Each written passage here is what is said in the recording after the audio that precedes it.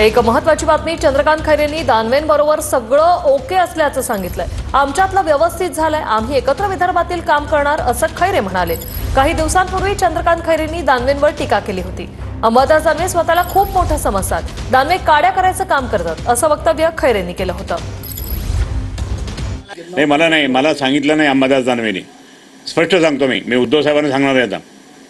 मला अंबादासनी सांगितलेलंच नाही आहे। तो अंबादास दानवे स्वतःला असं समजतो की बस तो आहे तो सगळ्यात मोठा। किती 2-4 महिन्याचाच आहे आता तो। आता जाणार आहे उद्धव साहेबांना तक्रार करणार आहात तुम्ही? मी करणार तक्रार, मी सांगणार। मी परवा मीटिंग आमची त्यावेळेस सांगणार मी। पण तुम्ही आम्हाला त्या ठिकाणी काय समजता, कचरा समजता तुम्ही?